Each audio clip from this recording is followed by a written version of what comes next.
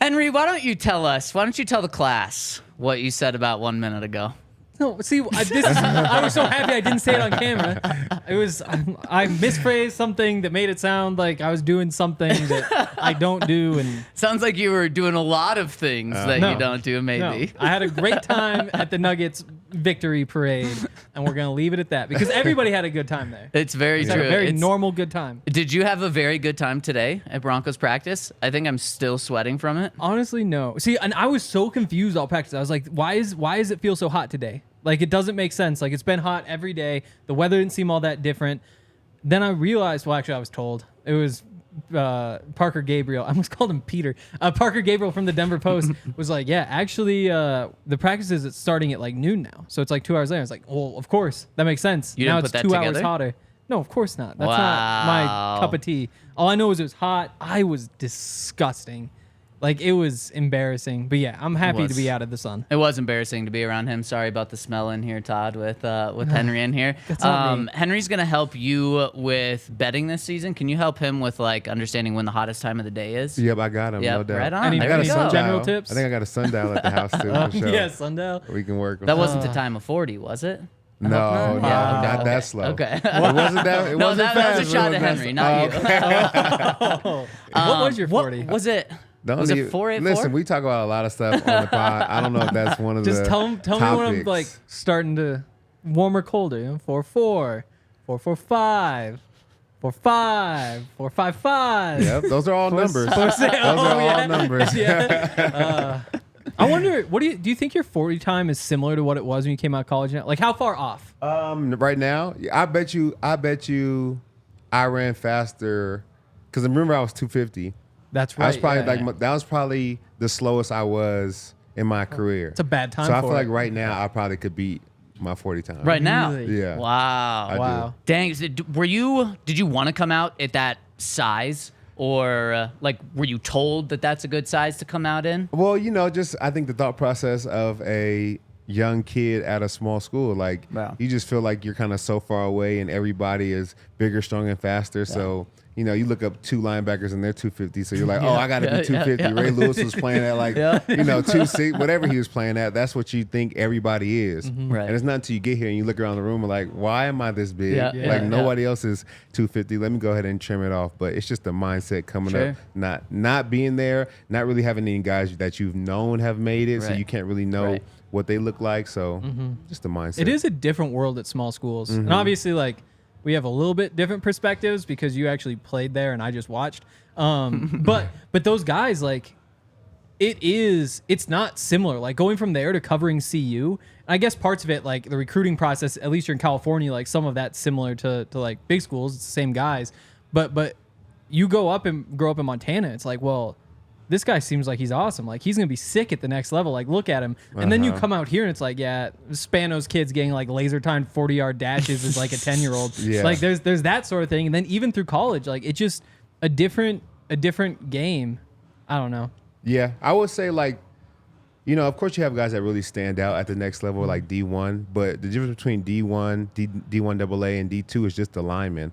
I feel like really there's a lot of skill players that can play like a Cooper Kupp. There's guys that can play wide receiver or running back, but those bodies, those Alabama, Clemson, those type of, 6'6", 350 pounders, like that's what you don't have on those other levels. It seems like with FCS, there's always just like, there's like one thing that makes you go FCS instead of FBS. And it's like, oh yeah, you're an awesome receiver. You're also like 5'9". So we just can't do it. Or like, you're a great receiver, but you run like a 4.7 or whatever at that point. So you can't have it. So there's always just that one thing, but you still wind up with guys who can play. Yeah. Did you just say 4.7 slow? For a receiver. Okay, there you go. Saving yourself. Actually, this is we weren't planning on talking about this, but what was your draft process like from when did it start for you training for the draft? Was it January? Yeah. Because a lot of guys that go to big schools, there's like a natural training facility you go to, and there's a lot of agents picking you up and funding you through that process. Yep. I have to imagine it's a little different coming from Sacramento State, right? Yeah, it was definitely different. I had really one agent reach out, and I ended up signing with him. I ended up training in like Long Beach, California. Not bad. Not bad. Nice, right by the water. So it was a good training facility, but it was a lot of me doing it by myself. It was a lot of me like getting extra work and working with some friends that I had that were coming out with me from the same small schools, but we all just kind of did it together. Didn't really have like, a whole boatload of funding on the front end. So, it was just on my own dime a lot. I think it worked out. That's But, a show. Yeah. I mean, you Yeah. invested in yourself. Yep. And sometimes, and I'm sure especially for small school players, a lot of times that doesn't work out. But it's just the idea of chasing the dream. Yep. And then if you hit on that investment, which especially for guys in your position is a long shot. Yep. But if you hit, I mean, you hit probably more than like anyone else in your position does. Yeah, I feel like I had to bet on myself, and I always felt like I would make it. I always felt like my story was just a little bit different. Like even going to a small school, I just felt like, that just made my story more interesting. It didn't necessarily change my trajectory. So I always felt like I could make it to the league. So even all the different down points within my life, I always knew that I would make it. I don't know where I felt like that confidence from, but I just always felt like I would somehow, some way. Well, you're right. Yeah, you were right. Was there like one agent who took like all the Sacramento State guys? Because sometimes small schools have that where there's like the one agent. Just the one guy. Yeah. No. Okay. My first agent was a guy named Derek, who was also like Steve Smith's agent. So That's a good one. yeah, Wow. he actually was like a nice size agent, but Yeah. he was really the only guy that reached out. But it ended up working out. Yeah, Definitely. that definitely worked out. What I was thinking of last night with seeing 1,000 or over 1,000 guys get cut, and a lot of guys that haven't even been in the league yet, and I was just thinking how brutal not just yesterday is for those guys, but how brutal the next 24 hours is, the next week, the next month, the next 6 months. And I thought about you and how that is so refreshing and must be so nice to not have to worry about being unemployed for a month. And if you can end your career on your own terms, how nice that is, because there's probably hundreds of these 1,000 guys that were cut that are probably going to still try and keep that dream alive and be paying a trainer out of their own pocket for the next month, 4 months, 6 months. And it just, what time do you realize, like, okay, I got to go a different route right now, and just how heartbreaking and tough that must be. And I thought about you, how maybe it didn't end exactly how you wanted, but at least you got to say, okay, I'm retiring, and I'm not going to try this for 6 months just waiting for someone to call. Yeah, I definitely wanted to go out on my own terms. Like, that was big for me. My entire career, I just said, no matter what, I didn't want to bounce around from team to team, playing 1 year to get to like 10. I wanted to like have a solid career, and then when it was time for me to call it, do it on my own terms. So I feel like I was able to accomplish at least that. But it's tough for those guys, because my biggest thing is like, I didn't want to go back home. Like, once your mom talks to her friends, everybody in the city knows like what you're doing and how you're doing or whatever's going on. And like, I just didn't want to show up at church on Sunday like 1 week after cuts, and everybody's like, oh, well, you gotta like, they're acting like they're happy to have me back, but really like, he didn't make it. Yeah, You know what I'm saying? yeah, And I didn't want to have that, so I was not going to go back home no matter what. No. And you see some guys like Alex Singleton, small school, guy by the name of DeAndre Carter, who played at Sac State with me. Maybe they go to CFL for a couple of years, and then they end up making a big name for themselves. Like, Alex Singleton's a starter. DeAndre is a starter over at the Raiders. Like, there's other ways if you want to keep the dream alive. So if you have a hope and a dream, don't give up on yourself, man. Keep working hard and find a way. It's nice that there is that XFL and like the USFL now. Because before there wasn't. Like, I guess you still had the CFL, but that was kind of the only option. So at least there are more jobs out there for those guys. Ben DiNucci. Ben DiNucci, XFL legend. Yeah. The other thing is, when you get to retire in your own terms instead of bouncing around, it's much easier to just remember you as a Bronco. Like, if you had gone to like 3 other teams, then that doesn't really get forgotten. But like, if it's the Raiders, then all of a sudden it's like, yeah, I kind of hated Todd for that 1 year. Or like, even if you're playing like the Vikings that season, if the Vikings play the Broncos, you wind up with a pick in the 4th quarter. People are like, yeah, I love Todd. Except for that one thing. Like, you're just a Bronco. Like, you get to be remembered for all the things that you did here, which is nice. You talked about after that year in Minnesota, you came back because your family was still living here, right? Or you still had the house here, and that the Broncos called you a couple of times, and you were close to coming back, but the contract just wasn't there. What would it have taken for you to sign with the Raiders? Because you've said how much you hate them. Like, would it just had to have been like an overpay on top of what you already wanted? Yeah, they would have to give me a lot of bread. At that point, for sure. Maybe double my salary. I for sure would have thought about it. Yeah. I would have did it for double. You'd have to lean in. Like, you just have to be like, okay, I'm like a bad guy now. Yeah. Like, this is just me being a villain for the next year. I just would like wear no gear except for the game day. Like, no Raider gear except for the day of the game. Well, and then when you retire after that year, you play it good to the Broncos because you're like, no, I just took double their salary cap. So Broncos fans, you can embrace me. You can thank me for taking a lot of their money. Yep. Miss some tackles for us. Yeah. Like maybe say your knee hurts a little bit. Guys, sit out this week. Yep. And that's just a little roster building. The Broncos have been doing a lot of roster building over the past 24 hours. They have. What's the biggest takeaway from the initial roster that you saw and some of the moves the Broncos have made? Honestly, I feel like, they're trying to put together the best team they can. I wouldn't say they made any moves that I thought were not smart. So I feel like they're doing a good job with putting pieces of the puzzle together. I know we talked about the tight ends yesterday, how they're similar, but they all have different things that they do well that can aid the Broncos in their offense. And I think they're kind of putting each piece of the team together in that way. That is true. I hadn't thought of that. And I think it's because we just assumed that it's like the Broncos are trying to win now. It's Sean Payton. He's not going to like tank for a year, try to save money or whatever. But there are some teams in some situations that would have like, say Josie Jewell, you save $5 million if you move on from him, give Drew Sanders more snaps. Some teams might have looked at that. Mike Purcell, same thing. He's an important piece of that defensive line. You save $3.5–4 million if you move on from him, but you obviously lose his presence. And so I do think that is just in a broad sense, they didn't cut anybody just for money or just to clear space for young guys. Like, it really was, we want the best 53 guys that we can get, and they went and they did it regardless of what position they played. Yeah, and one of those players that they could have saved that money with is a Kareem Jackson. Yeah, Kareem. Especially when you look at the safety room, there's 6 of them. Yep. So now a couple of those guys are probably going to go on short-term IR, but you're absolutely right, Henry, that they did not make those decisions, and you kind of expected that when Sean Payton got here, that there wasn't going to be any of these last-minute cuts to save, not even cap space, but to save cash. We've seen that with the Broncos in the past, where they cut someone to save some cash. And with this new ownership, that wasn't going to happen. With Sean Payton, it wasn't going to happen. And then especially after we see them go out and spend $250 million in free agency,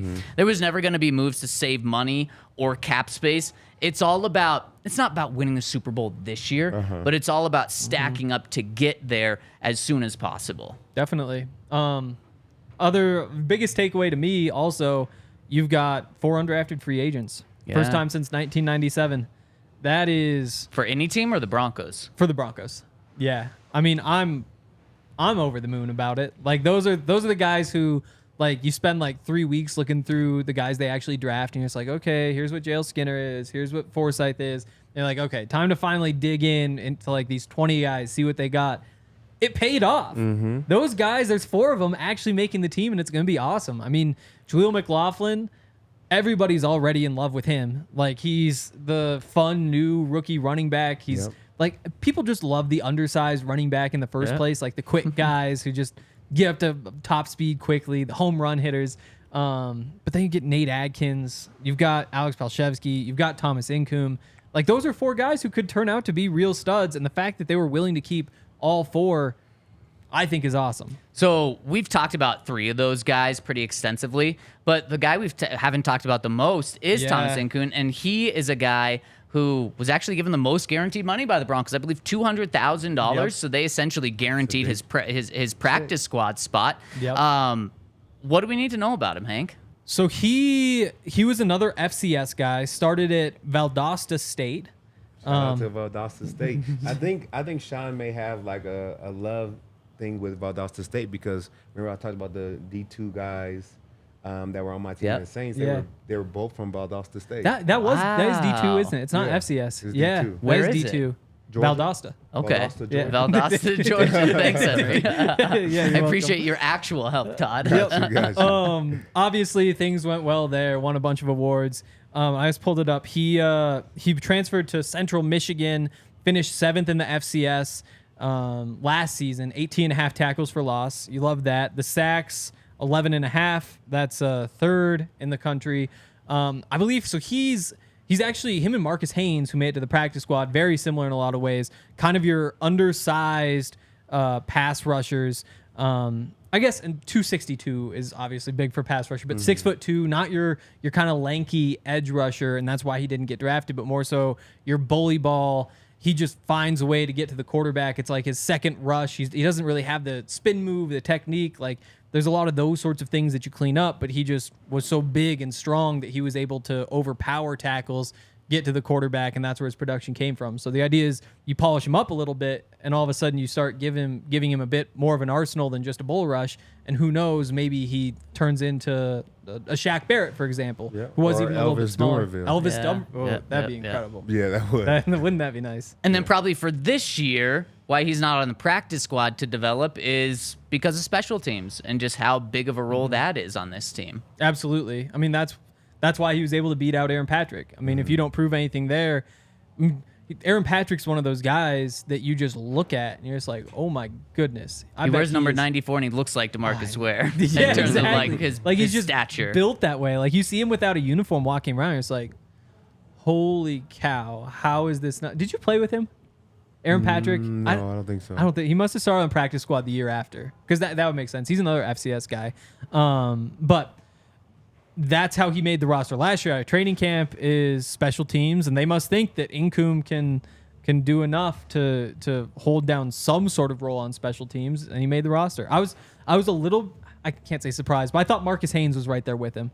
I thought both those two undrafted guys were pretty much on level footing based on what we'd seen in training camp in the preseason, but obviously Incoom gets more money coming in. Maybe they started out seeing him as just a little bit more talented, brighter future, something like that. But that's what's up there. Is it fair to say that the wide receiver position typically has the most players on it among any position on the team? It's typically up there, right? If it's not the most, it's one of the most. Yep. Corners can be up there. Outside linebackers could be up there. But typically receivers, 6 or 7. Yeah. And like 5 if you're getting dangerous. Yeah. My biggest takeaway is that they only have 4 receivers on the active roster, and only 3 of them are healthy right now. And today we still haven't seen any moves to bring receivers onto the active roster. So I want to know what they're going to do. How are they going to do that? They're just going to run the rock, and we can break down some of the guys that the Broncos have brought in on their practice squad. But to me, it's like Sean Payton's told us all offseason that he's going to run the ball and that this is going to be a running team. Is this like the ultimate sign that, we don't really need that many receivers. We don't need healthy receivers because we're just going to run the ball? And I want your opinion on that after I tell you about our friends over at Athletic Greens, because Jerry Jeudy coming back from an injury. If the Broncos want him healthy, Athletic Greens could probably help. That would be the answer. Yes, it could be. If that hamstring gets some 75 vitamins and minerals in there, some probiotics. One of those must be a hamstring fixer. I think so, probably one of the 75. Hammy fixer. The hammy fixer vitamin that's in Athletic Greens. Seriously, Athletic Greens does just get you so many good things to start your day. Belly? To I help know with it's the not belly? like it's not seen as like a muscle, But it does have like the Y on the end. It's like one of the few cute names. What do you? Oh, hammy. yesterday. I thought you were just talking about Quinn Miners again. No, I'm down though if you want. I know you're down. I know you're down. And you should be down for Athletic Greens, or AG1, I should say. And if you want to get hooked up with AG1, it's only going to cost you less than a cup of coffee a day, and it's going to be packed with so many nutrients and vitamins. And you can get 1 free year supply of vitamin D and 5 free AG1 travel packs with your first purchase. Go to drinkag1.com/Broncos. That's drinkag1.com/Broncos to get that free year supply of vitamin D and free AG1 travel packs. So check them out. And if you're eating your Athletic Greens and ready to hit the green, check out Broken Tea using code DNVR10 for 10% off of your rounds. Broken Tea is the coolest golf course and has the best vibes. It has an award-winning practice facility, 27 holes, 18-hole championship course, and a challenging 3-part course. The pro shop is stacked full of sick gear, wall to wall. You can't miss it. Has a great restaurant. It has a charity tournament coming up on Friday, September 22nd. Broken Tea is a place to be. I know we have been trying to get in there ourselves, so check out Broken Tea using code DNVR10 for 10% off your rounds. Broken Tea is the place to be. I like that. That's nice. And the Broncos wide receiver room is not a place to be if you're a wide receiver, apparently. I was shocked that there were only 4 wide receivers on this team because there were a couple easy candidates just to keep on the team, like Kendall Hinton. I thought could have been an easy candidate just to have on the team as your 5th receiver. And then after they moved on from him, it's like, okay, well, Lil'Jordan Humphrey has had a really good couple of weeks of training camp and preseason. He just caught 4 passes on 4 targets this past game. He's probably your 5th receiver. And then if you want, you can keep Marquez Callaway for a 6th receiver too. Like, boom, there you go. You feel good enough about it after losing Tim Patrick? No. Sean said no. We're only going to keep 4. And Jerry Jeudy is supposed to be missing weeks of the season still. Is this a good sign about Jerry being ready for week 1? Is it Sean just thinking he's Sean Payton and he doesn't really need receivers? I think it's going to be a trend. I think that because of the way the rules work now, it's like Sean Payton said today. You know, it's not really a 53-man roster anymore. You get 69 players, but you only get to protect 53. You know, because you get to play guys on the practice squad 3 weeks out of the season. If you want, you say Lil'Jordan Humphrey. Yeah, you were good in the preseason, but you didn't do enough that teams are going to be falling over trying to find a way to get you onto their roster. I mean, he was a free agent for the second half of last season. Anybody had a chance to bring him in. So why not just say put him on the practice squad, let him play the first 3 games. Let him play week 1, week 2, week 3, and after that say we'll find somebody else who is either going on IR or we'll just cut somebody, or we'll say, Lil'Jordan, thanks for what you did, but Jerry's back now and now we don't need you. And I think that every team winds up with probably 8 or 9 receivers that at least to us as media, we say, wow, he has a chance. He'd be nice to keep around. You know, this year you have Taylor Grimes, you have Kendall Hinton, you have Lil'Jordan Humphrey, you have Marcus Callaway. But because every team has so many receivers, nobody's really going out of their way to poach other teams' receivers off of waivers. So just put them on waivers or cut them or whatever. Put them on the practice squad where they're safe. And if you're Lil'Jordan Humphrey, you're not signing anywhere else because you still get your game check if you wind up playing week 1. And they told him, you're playing week 1. So I think this is going to be a trend, not just for the Broncos, but across the NFL, because it just makes sense. Take advantage of the new practice squad rule. Does it feel like Sean's leading that trend? I mean, 4 receivers, 3 receivers, if you want to count them that way. I think that points that way. Who else? There's another team that's short on receivers. The Colts only have 3 receivers. Yeah. And they don't have Jonathan Taylor back either. They've got a rookie quarterback. Yeah. That's tough. Yeah, I wonder if that quarterback... maybe that's a perk of having a rookie quarterback. Makes them kind of look not so good in training camp and practice. They're not going to get poached. Put them on the practice squad. The rookie receivers? Or the receivers? Any receiver. Right. It's not like they're going to put up big numbers. Right. Yeah, that's true. You got a rookie quarterback. I agree with that. I think it's, the trend, but also it's what Sean Payton does. I think he's going to run a lot of different sets that only require maybe 1 or 2 wide receivers at times. He's going to run 12 personnel, 13 personnel, 22 personnel, 2 running backs, 2 tight ends. He's going to have a lot of different groups out there. So I think his wide receiver use will be limited. It'll give time for Jerry to come back and be healthy, but also be able to pull somebody up from practice squad if he needs it. I think he has a lot of tools in his toolbox to he won't feel like they're missing players, even though missing Jerry is going to be a huge, huge loss. I think he'll find ways to get the best players on the field. So, Henry, you've mentioned Lil'Jordan Humphrey potentially being that guy that's playing week 1, and I don't disagree with you, but now there's a little competition on the practice squad with Lil'Jordan Humphrey. The Broncos signed former first-round pick. Todd, you know how first-round picks just continue to get opportunities. Yeah, all the time. Phillip Dorsett, wide receiver, was drafted by the Colts, and he has bounced around teams left and right. In the past 2 years, he's been on 4 different teams. Last year, he was with the Texans, played in 15 games, caught 20 passes for 257 yards. And then the Broncos also signed David Sills, who spent time last year with the Giants. These are both veteran guys that kind of like Lil'Jordan Humphrey, have some experience in the NFL.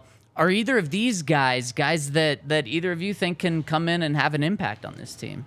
I'm not sure. You know how I feel about first rounders. I feel like a lot of times they flop. The undrafted guys, 4 of them made the team this year. You know how that goes.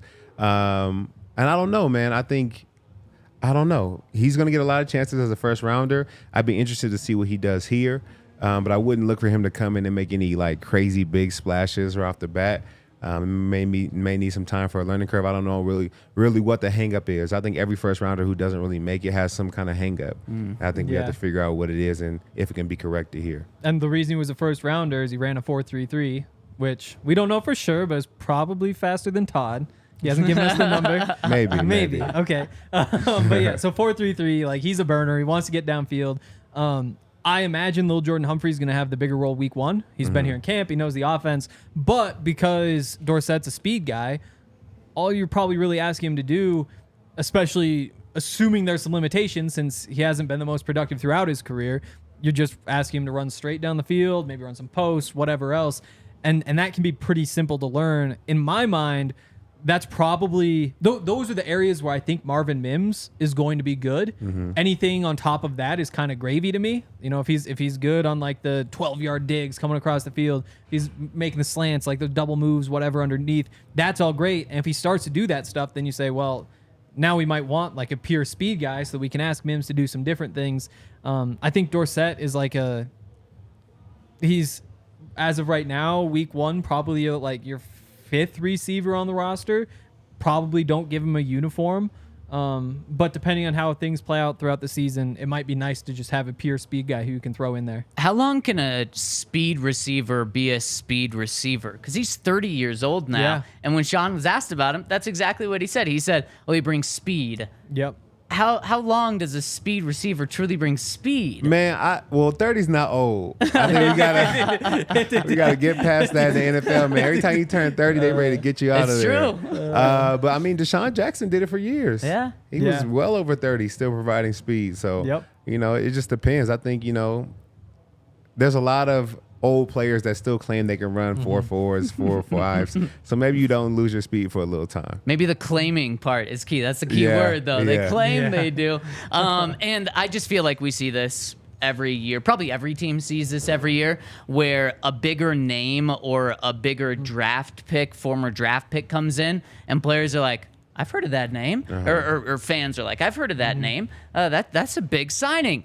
2 weeks later, they're gone. Yep. And so there's probably a reason that Phillip Dorsett was cut by the Raiders. Couldn't even make the Raiders. And there's a reason why he signed to the Broncos practice squad. So I really think that it's going to be Marvin Mims, Courtland Sutton, Brandon Johnson. It's going to be those three.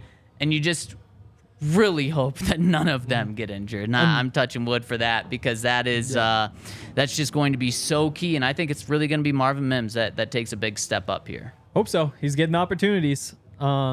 I'd throw Lil'Jordan Humphrey in there too. Like that's going to be kind of their 4-man rotation early in the season. And he did some nice things. Like there were at least a couple plays that he made, especially in that last preseason game. That's probably where he took the job from Marquez Callaway. Yeah. I mean, the run after the catch ability for a guy that big, it's interesting. They're also doing things like lining him up in tight, and so they'd like throw the screen out, and so he's almost playing like a tight end in a way because he's just so big. But then they'd also run behind him. You know what position he played in high school?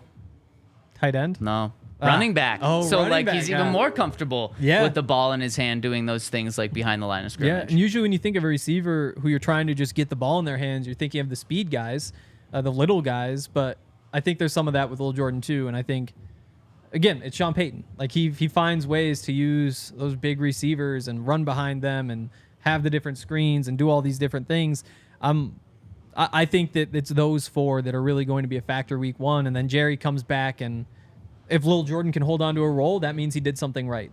And I think that Sean really getting in his bag and telling George Paton, trust me, I know how to work with offensive guys, with skill players. I know how to get the best and the most out of a rookie. I know how to get it out of a big man, whether it's Courtland Sutton or Lil'Jordan Humphrey. And it just goes back to that question you asked him at the Super Bowl. You said, what's one thing that you're most proud of? And again, Sean's like, oh, you know, there's so many things I don't want to point them out. I did have one game, though, where I had 4 undrafted receivers score a touchdown. Sean's very confident, and he should be, in himself and his abilities to draw up plays to have wide receivers succeed. And I think that this move is just that on a platter. And Sean's just going to have to get creative But if you're going to ask any guy to get creative on offense, it's Sean Payton, and you feel pretty good about that. But this is an interesting thing he's doing because 5 wide receivers is like typically the threshold, and Sean went 1 below. Yeah, he's definitely doing his own thing. And I was talking to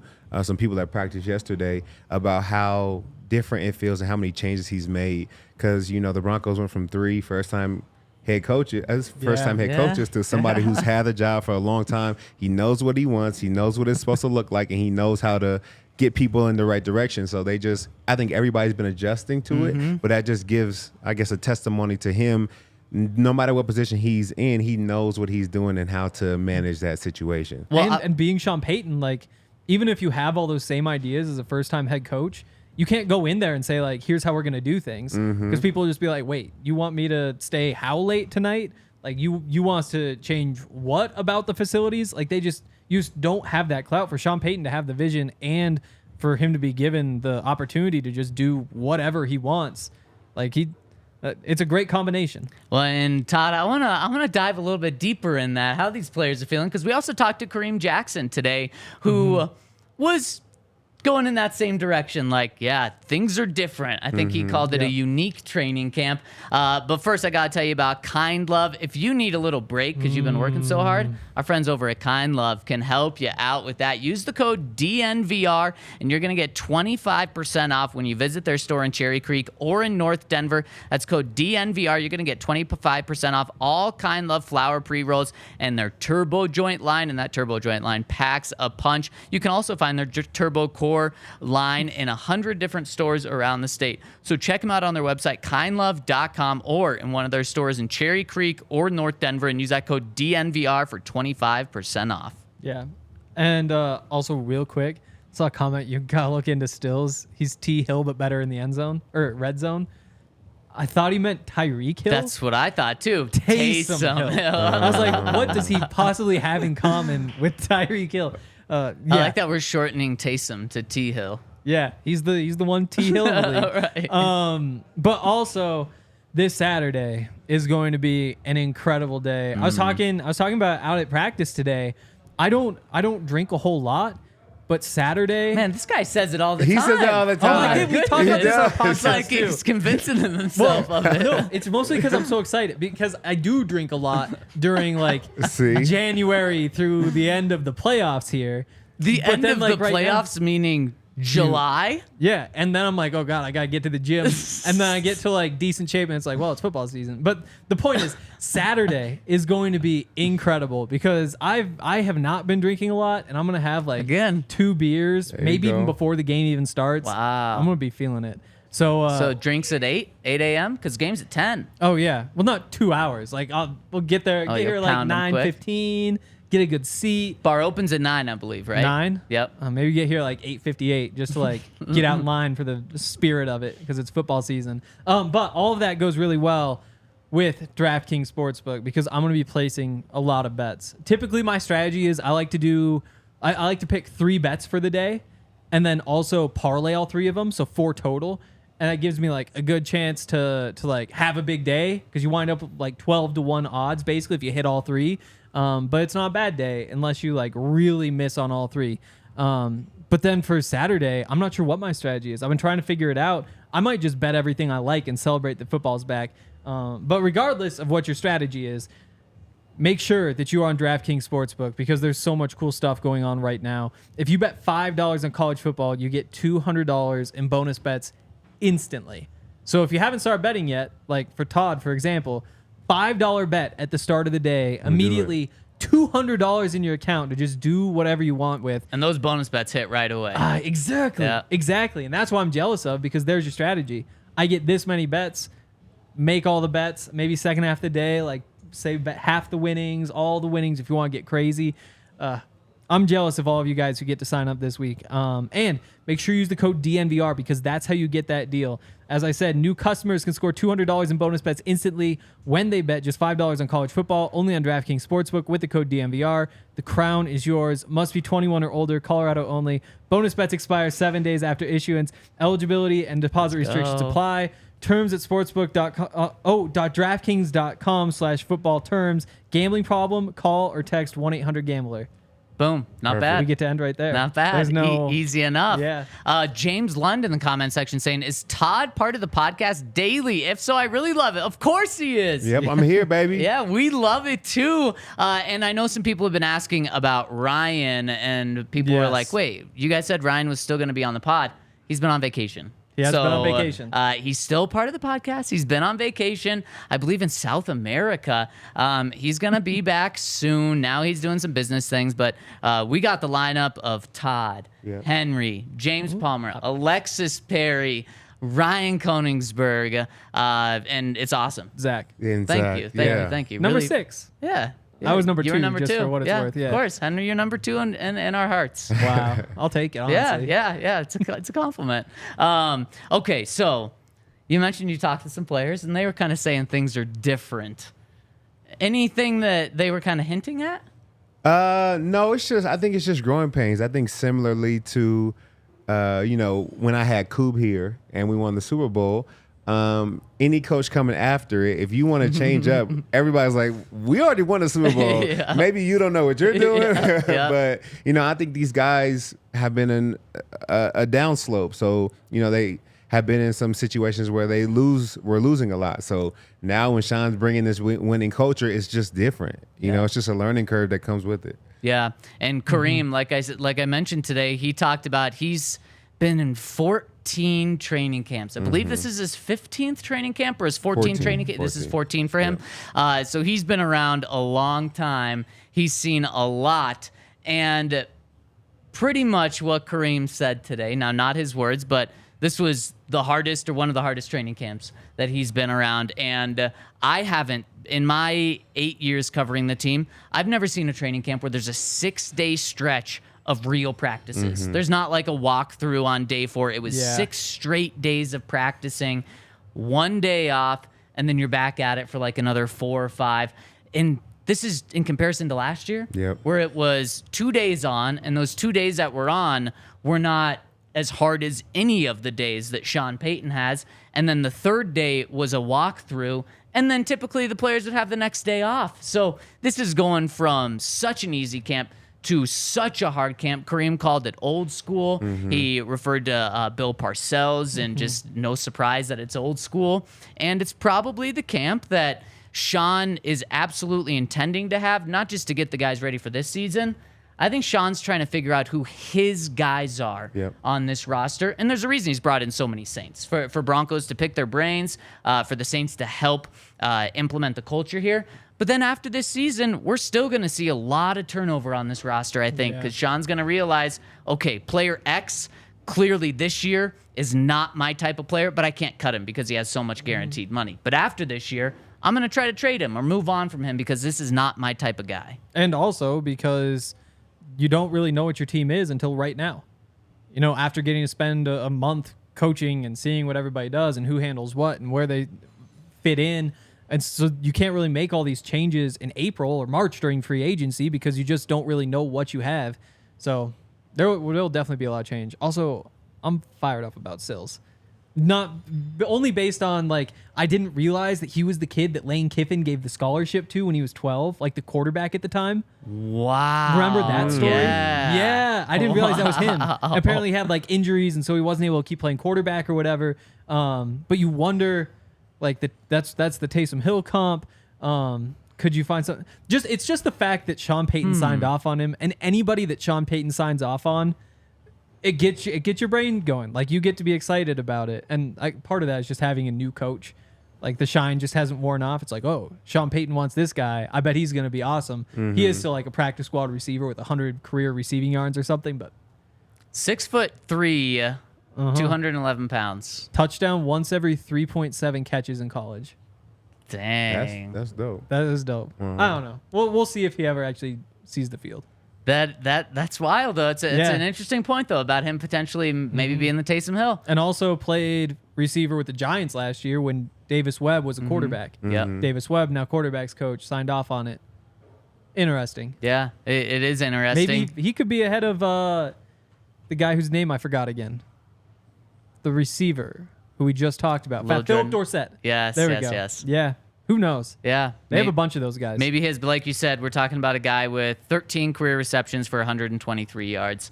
So someone that Sean's going to have to develop. And we're talking about Sean kind of being cutthroat. There was something around the league yesterday that was extremely cutthroat by another NFL coach, Todd. Yep. Doug Peterson cut his own son. That's crazy. I feel like you would have to fire me from the staff before I just cut my own kid. I mean, football's a tough business, but I couldn't do it. How do you talk to him at Christmas? Like, what do you say? Like, Thanksgiving is awkward as hell. Like, there's no way I could do that. Do you think there was some sort of agreement that they talked about beforehand? Like, I'm probably going to have to cut you. You're an undrafted guy. Does that make it better? No. I mean, I hope they had that conversation, but I still think it doesn't make it better. How crazy would it have been if he didn't even know? He just like, oh, your dad wants to see you in his office. Like, son, I gotta let you go, man. You're not making it do what it do. Like, you gotta go. What if he did give him a 53-man roster spot and it was clear that he did not deserve it? Would the players in the locker room know that it wasn't deserved? Yeah, but who cares? It's my team. I'm the head coach. Don't nobody say nothing to me. Especially Doug Peterson, a Super Bowl winning coach. It's not Yeah. like a first-time coach, like if Nathaniel Hackett did this. Doug Peterson has a lot of power in that building. And he could have gave him 1 year. Like, you don't have to keep him there for your whole tenure as the coach. Just give him his first year out. Like, at least that. So y'all can have some cool stories together. Like, he don't even got to see the field. Just at least he's on the team. So he was undrafted in 2021. He's been in training camps the last couple of years, but hasn't gotten a practice squad spot. Played for the Houston Gamblers last year. Yeah. His dad took a gamble on him this year. His dad took a Did gamble. it pay off? What off. if his dad told him that? Man, son, I took a gamble on you and you really flopped on me. Should have used that roster spot somewhere else. They did, and they did. How important is the 53rd spot on the roster? Well, I think if you're a guy that's teetering, it's important because it gives you confidence. But I think if you're also a guy, I think like I was, that although I was on the practice squad, I knew they were calling me up. Right. I think you're just mad that you guys didn't switch places. You know what I'm saying? Like, I think I was the odd man out based off of like losing running backs and stuff. And I just wish it could have been somebody else. Even though I knew I was going to be back on the team. Because those checks are a lot different on the practice squad very compared different. to on the 53. Once you get one, you never want to go back. Oh, no. I was talking to one of the practice squad guys last year, and it was at the point where like the season had gone to shit, all that sort of stuff. And I was like, yeah, I mean, Austin would get like the check though last week. And he was like, yeah, definitely. Like, if I just get one more game check the rest of the season, I'm happy. Like, if I get one more, then I'm in good shape. I was like, yeah, I guess that makes sense. Because it's like 4 times. One game check is like 4 times what you would make on the practice squad. Yeah. Just imagine that. I mean, like what? So you get like 17 checks. So, I mean, it's basically like the normal worker who gets 2 checks a month. Put it in perspective. Like you just, one of your paychecks winds up being 4 times its size just out of nowhere. Yeah. But every week, there's a chance. Ugh. And it's like $7,000 minimum for practice squad a week. So, I mean, practice squad for a normal person's incredible. Yep. But then you're in that building and you see it. Yep. You feel that game check is just right there. Now, in terms of a team, how important is that 53rd spot on the roster? Like how important is that 53rd player to a coach? I say I'll talk about the team first. So like as players, I don't know if we think about it. I think we think about, especially as a starter, you're thinking about the 11-11 and then maybe whoever's backing you up directly. Right. And like whoever's starting on special teams. But to a coach, I think they see that person as a valuable asset that they couldn't let go of. Somebody that can at some point within the course of the season really take hold and maybe make a name for themselves within the team. But I want to talk about an interesting point about checks, man. Like, you always got to stay in your lane. You got to know where you fit on the roster. And, you may be getting a good check on practice squad. Then you get on a game day check, and then you happen to see one of Peyton Manning or Von Belichick, and you realize I'm not doing nothing over here. Like, so that's why you can't try to keep with the Joneses in the locker room. Like that's the number one thing. Like stay in your lane, do what you do. Don't try to buy a car every time a starter buys a car. Like you go buy some shoes or something. Like it's not the same. It's not the same. Money is very different in the locker room. Yeah, you can buy a car that's a 50th of the price that Von Miller just bought. Something like that. Because in reality, it's these guys are getting an awesome opportunity to be set for the rest of their life. So many of them, not all of them with these contracts, but and then set their families up and their grandkids up for the rest of their life. And if they're smart about it, they have that opportunity right there in their hands. But then if you do try to keep up with, like, I think it's like 10% of the league makes 90% of the money or something like that, because quarterbacks, left tackles, pass rushers get these massive deals. And Von Miller, Aaron Donald getting paid $30 million this year. There's going to be other defensive linemen in his room that are getting paid $900,000. Exactly. Which is a ton of money, but it's less than 1/30th of what Aaron's getting paid. Yeah, some of those game checks, like even if you make it on to the game day roster, like it would take you like 10 years to make what Peyton Manning made in a week. You got to understand it's different, man. It's very different. So the smallest or the minimum practice squad salary, $202,000 this year. Justin Herbert has the biggest salary. He makes $52.5 million. Yep. Is that cash? I guess that's average per year. Okay. So over time cash, but that's 262 times. So for every dollar you make, he gets $262. Yep. That's a big difference. That is wild. I wonder what the difference is at DMV. Like, I'm just trying to put my salary in perspective. Right. Spano would have to be rich. Like, oh my God! If he's making like 252 times more, that means you're making some good money over there. Unbelievable. That would be unbelievable amount of money. That is why he'd be making less than Justin Herbert, though. Unless you're making $900,000. I guess that is true. It is definitely less. That is definitely less. But wow, that's a really good point, though. And I guess in like in big corporations, CEOs probably do make 252 times more than the lowest employee at the company. Okay, I'm not lowest. I wasn't talking about you. I didn't say you. I wasn't talking about you. I was talking about like Peyton Manning compared to a practice squad guy.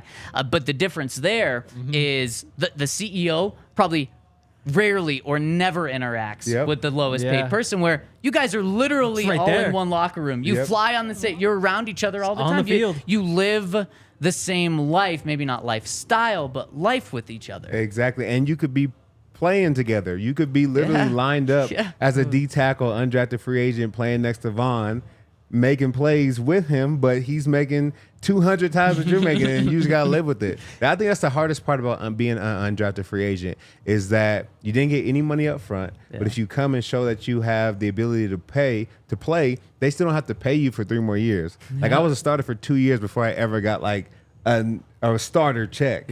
So it's like you're just giving your body away, you're trying to make all these plays, but at the same time, you're not making the bread you want to make. It's tough. Well, and that's a weird thing, because it was like 2011, they changed the CBA so that rookies, like draft picks, didn't get the contracts they got before. $30 million signing bonuses. So now you waste the 4 years, but then you get even more money because those people, like, that's just the way the money is split. It's messed up. Hank, are you an advocate for bringing that back? Definitely. Because, I mean, right now, the way it works is either you have an all-time great quarterback or you have a quarterback on a rookie contract. And that's a good one. Yeah. But those are the only paths to winning a Super Bowl right now, because you have to be able to spend money elsewhere. You look through Super Bowl winners, like there's a couple, like, Stafford gets one, but Stafford's not making the ridiculous money. He's in that, like, $40 million tier, which is a ridiculous amount of money. But it's different. I think when he won, though, he wasn't, though. I think he was still on like the $25 million per year, and then they paid him right after. Yeah. So you go back through, though, and there's just this huge disparity that either it's Mahomes that wins it, or it's Tom Brady who wins it, or it's Peyton who wins it. But even Peyton, I mean, there's that cutoff. It's like 12.5% of the cap. If more than that's going to the quarterback, you're only going to win if it's Mahomes or Brady. And right now there's like half the league's quarterbacks are making more than that. So you just have to have a cheap quarterback. It would just balance the league out so much if players weren't going from making $5 million to making $50 million in 1 year.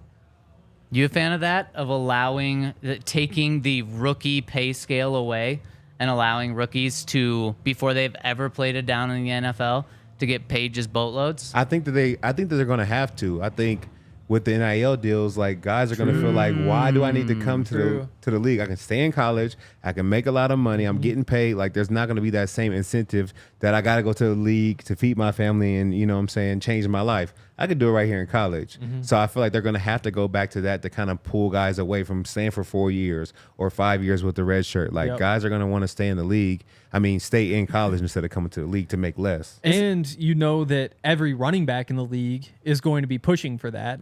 Every one of them, when it comes time to negotiate the CBA, is going to Players Association saying like, hey, this is what we really need. Like early or get money for these rookies either that way or some other way. But maybe they won't push too hard because they're no longer rookies. Like that's what makes it so hard to go back.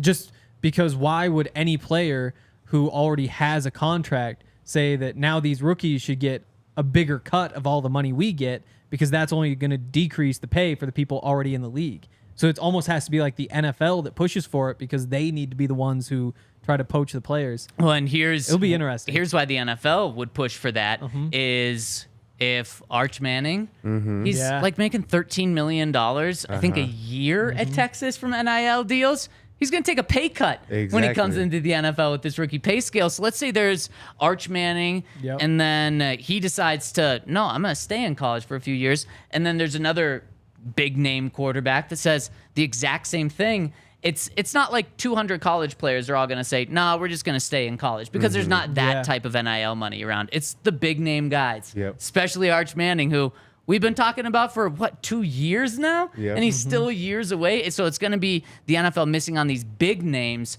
And I understand the college guys who are getting paid more than they're getting paid in the NFL. Why would you leave? It's college, too. It's easier. It's probably more fun to an extent, especially if you have money. Yeah, I think it has to be the big names that really move the needle. I think very similarly to being in the NFL, like everybody wants guaranteed paychecks, but if the big names, the quarterbacks aren't asking for it, they're never going to get it. Like they have to be the ones that move the needle because, and I don't blame them. I don't need guaranteed money. I have $200 million guaranteed. That's enough. Like you don't have to guarantee the other 20. Like you giving me 200. Like sounds good to me. Yeah, so they don't care. So I don't think it won't happen until, you know, like a big name decides to move the needle. That's another weird one too, because obviously like every other league gets the guaranteed money, but the flip side is, you know, if say you get like Alex Singleton, he gets the 3 years, $18 million, so $6 million a year, but about, I guess, 2 years in, they can move on from him, and instead of getting like the $6 million for that year, he winds up with about $1 million from that year, and so you don't love that from Alex's perspective. But on the team side, if you have to guarantee that salary, then maybe instead of saying 3 years, $18 million, you say, well, fully guaranteed, we'll give you 3 years, $12 million. And so there is that flip side where the guaranteed salaries would be lower, but at least you have that clarity of knowing I get the money that I signed up for. Right. That's another just like weird conversation, but I don't know when the CBA's up. I think it's fairly soon, right? Yeah, because we voted a couple of years ago, Yeah, it'd be coming up soon. But that's going to be another one of those conversations that's got to happen. When you look at the NBA, MLB, all guaranteed money there. NHL, is that guaranteed as well? Yeah. And so the NFL, the only big sport in America that it's not guaranteed money, and the owners love that. They love the it. owners love it. Definitely. But the thing is, I mean, the amount of money teams spend from year to year won't change, but just the structure of how it gets paid out will. So if one guy would have normally gotten cut to save that money, that means that money is no longer going to a different player. It just it changes the landscape a little bit, and it makes sense to want guaranteed money just because you know what you sign up for. But Right. No, There's that flip side. It definitely Contracts makes sense. get smaller. Yeah, yeah. Yeah. But you don't have to have CEO Peyton Manning type of money to check out our friends over at Shady So Rays. true. You use the code DNVR and you're going to get 50% off 2 or more pairs of sunglasses over at Shady Rays. They're already very, very affordable. And you're going to get 50% off by using the code DNVR. So check out Shady Rays. Go to shadyrays.com to view so many sunglasses. I mean, hundreds of pairs of sunglasses, and they have over 5-star reviews 250,000 times. That's wild. So check them out over at shadyrays.com. Use that code DNVR. And check out Breckenridge Brewery. It's the official beer of the DNVR. They're a great beer. I know that we have some on tap here. Yeah. I got to drink more beer. I'm really like a tequila guy, but I definitely want to tap into this Breckenridge Brewery. Saturday. Saturday. That's the day? Might take a tour of all of them. Yeah. Let's do it. Breck Brew. No, That's why you get like 2 or 3, then you're good to go. Exactly. You know, they've been doing it for over 32 years. They have a beer for any occasion, and there's no better way to watch a game than having some Breck Brew. They have tons of flavors. They're made with 100% renewable energy. They have the Mile High, City Golden Ale, the Christmas Ale, Buddy Pass, Avalanche Amber Ale, Vanilla Porter Jr. Oof. That's just to name a few. I mean, Breckenridge Brew has it all, so go and check them out. Check them out, and let's check out the comment section. Yeah. CBA expires in 2030, so... Little time. Yeah. Well, We you got were a couple right. It podcasts was between now and then. and a couple years ago is when the new one kicked in. So, yeah. Man, those are 10 years, aren't they? How much did you pay attention to those? Like when the negotiations going on? I mean, I did. I feel like a lot of guys didn't vote. Like in the voting process, there was a lot of votes not even cast. I believe so it. I don't know why.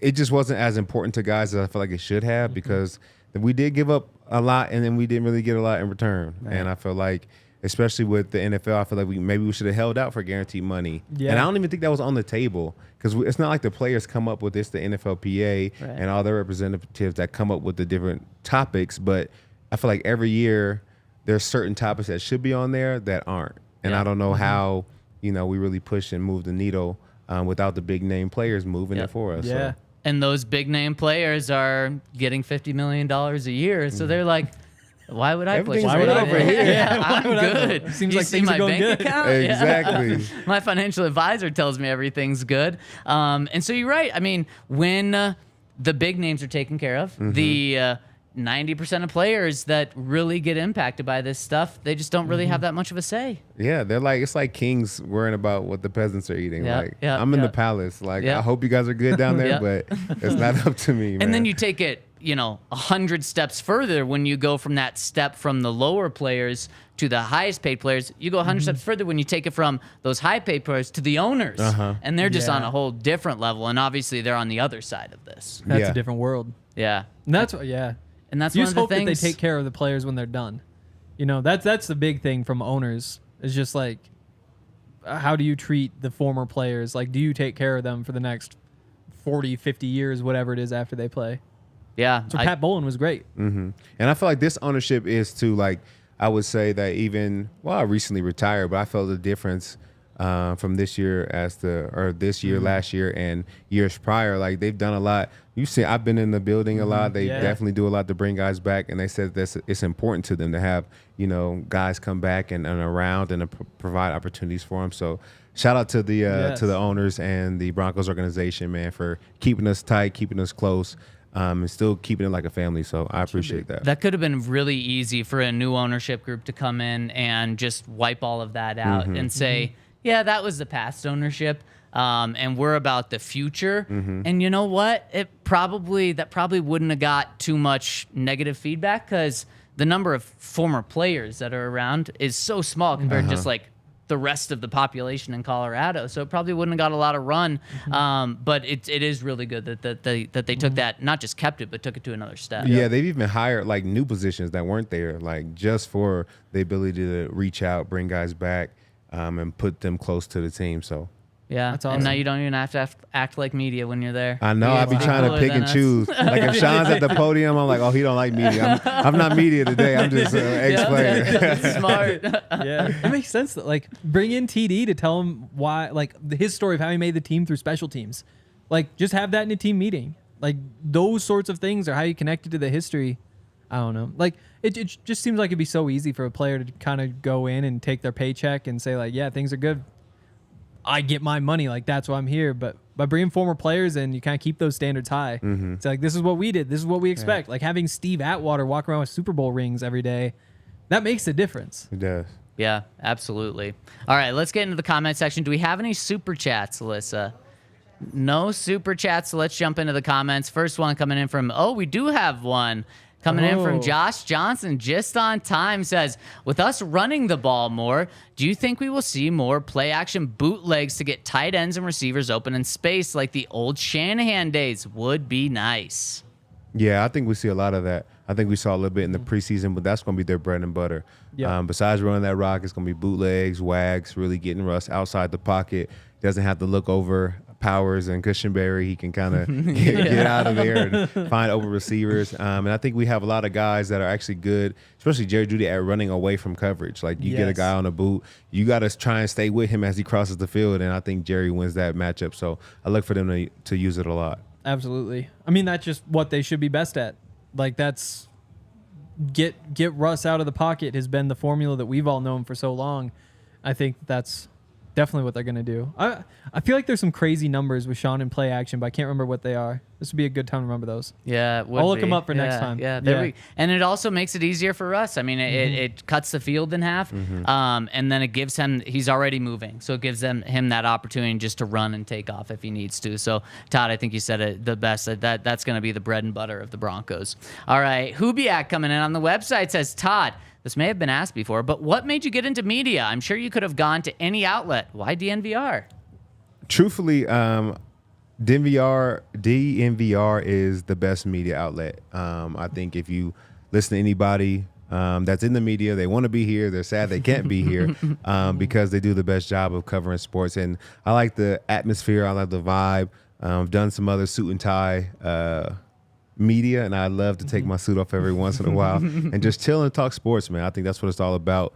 And I love being here, and I think it's been fun. Well, we definitely love that you're here. It's a blast. Perfect. Makes us seem cooler. Yeah, it definitely does. Bronco and SD says, wow, we only have 4 receivers. I honestly love it. To me, it says Sean has a standard and knows what it takes to be a successful NFL wide receiver. If those people aren't in the room, we will go get them, but we will not settle for less. The only question now is, do we hit the waiver wire or trade for one? Who are some names on the target list? Is there someone coming in to save them? I don't think so. I think we've already gone. I think that's, again, it's the new NFL. You know, it's not a 53-man roster. It's a 69-man roster, which is hilarious, and I love it. But yeah, you get technically for the Broncos, it's 70. It is 70 because this was a confusing point for me. So Haggai Endebuisi.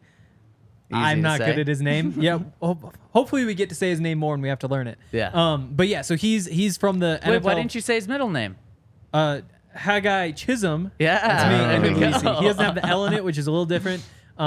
We do not. Yeah, I don't know how he wound up with the name Chisholm. You guys are related, man. I guess Yeah. we must be. How did you end up with the name Chisholm? Maybe it's a better Scottish. question. Yeah, Oh, well, yeah. Just goes back. But yeah, so he came through for the NFL's Foreign Player Pathway Program, I think is what it's called. So basically, they have these big camps in Africa. They bring in a whole bunch of athletes, guys like Haggai, who is 6'6" and 300 and something pounds. Very big. Big dude. And they say, well, your 90-man roster is now a 91-man roster if you bring him on your team. And your practice squad isn't just 16 people, it's 17 people. And obviously, like, he's raw because they don't play much football over there. So I was confused today. I was like, wait, he made the practice squad despite playing, like, he played 4 snaps in the second preseason game. So you're just like, well, that doesn't happen. But turns out you get the extra spot. So he'll be out there. And I guess if you're a coach, that's got to be nice. Like, if you know that, you want, say, 9 defensive linemen, 3 lines of 3 during your 90-man roster, just say, like, well, we probably don't have 9 guys who we think have a chance to make the roster. Right. No offense to him, but we just get to use a free spot there and keep another guy somewhere else. Yeah. And there's that incentive for teams to do that. Yeah.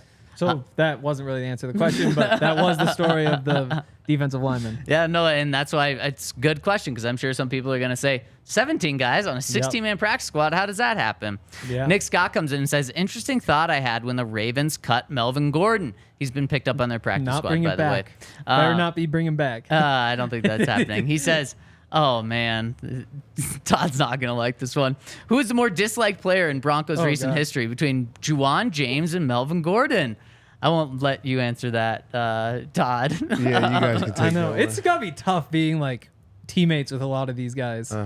Because you can't, like, you don't want to just bash them, but then the fans have different opinions of guys. And yeah, that's a weird situation. I mean, those are two interesting players because one played a lot of football for the Broncos and played a lot of good football for the Broncos. Melvin Gordon he did. led the team in rushing yards, led the team in touchdowns, was maybe the biggest part of their offense for 2 years. But then, of course, off the field, just it was tough for him coming into a situation where Phillip Lindsay, a hometown kid, the underdog, everyone wanted to root for him.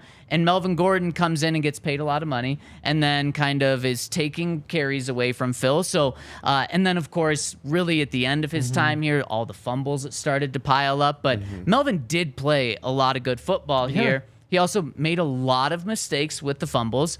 Juwan James played 77 total snaps with the Broncos and signed like a $70 million deal. Yeah, he got paid. And that was just the total opposite. Yeah. There was no bad football played. There was no good football played. There's barely football played. Yep. And I think the Broncos finally stopped taking the cap hit this season. Last year, they still had like $5 million reserved for Juwan James, which is pretty crazy considering how things played out. But yeah, like personally, I loved Melvin. Like I had a lot of fun talking to him. Like he just had a great personality. Fun guy. Yeah. Like there was the day I just decided to write the Uno belt story after it went missing. It turns out Brandon McManus just stole the championship Uno belt. Like, and Melvin was the one who like set up the whole Uno tournament that went on every week and bought the belt. And yeah, like I had a lot of fun in the locker room with Melvin.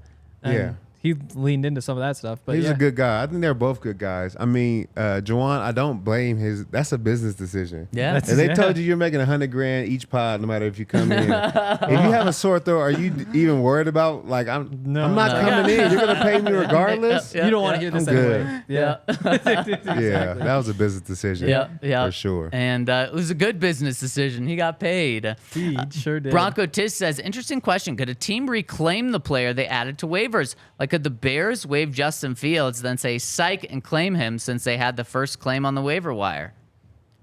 They could. Yeah, I guess you could claim your own guy. So the idea would be that since you have the number one claim, you could waive him, save your 53-man roster spot, claim him, and then you get him the next day, in theory, after you use, like, you put somebody through to the injured reserve list.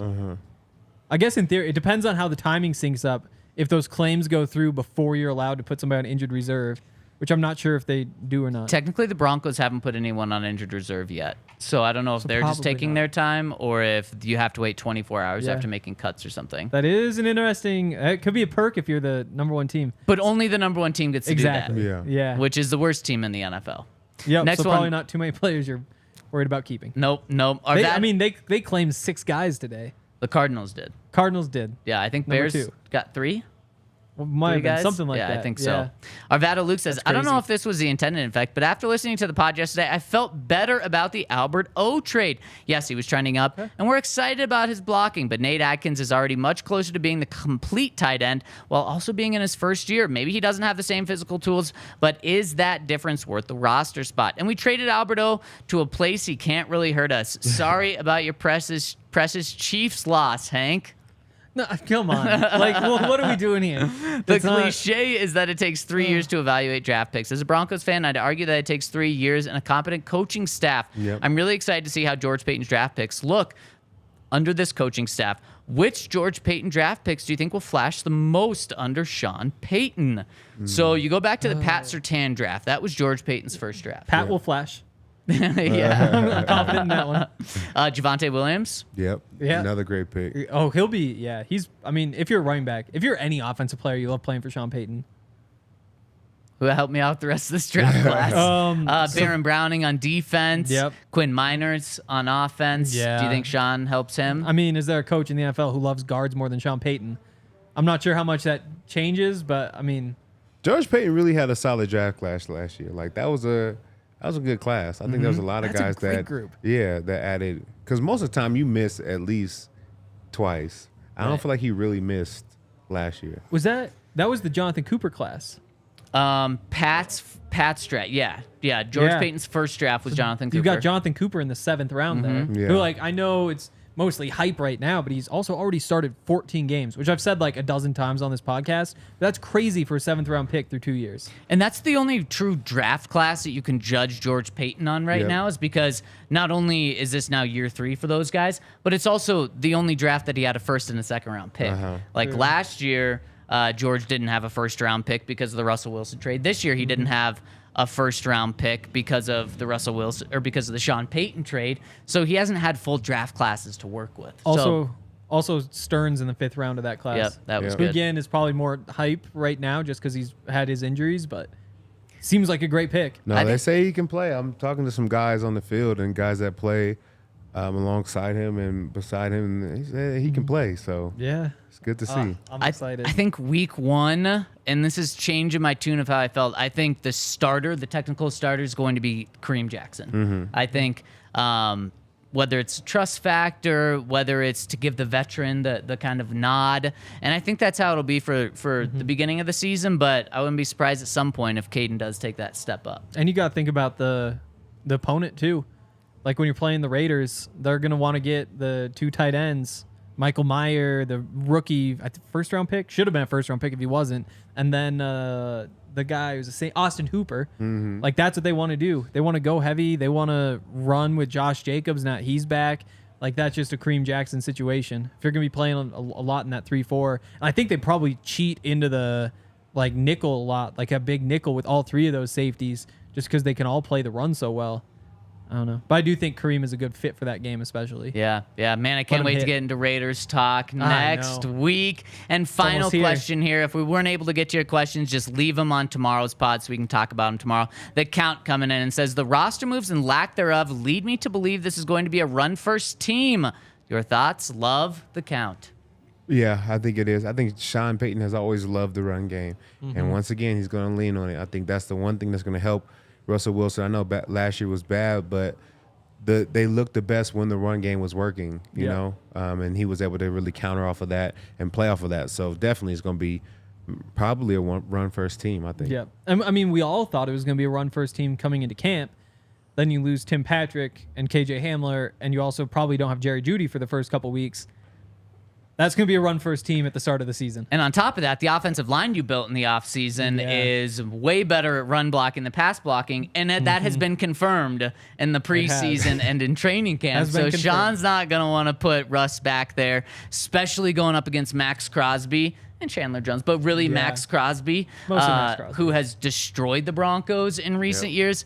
You don't want to have Russ week 1 just getting hit left and right. So, this is going to be a run-first team to start. And we're going to run on out of here. Thank you all so much for tuning in. Hit us with a thumbs up. We really appreciate all of the support. And tomorrow, we'll see you again for what's going to be a fun pod. We're predicting the Broncos record, so tune in tomorrow.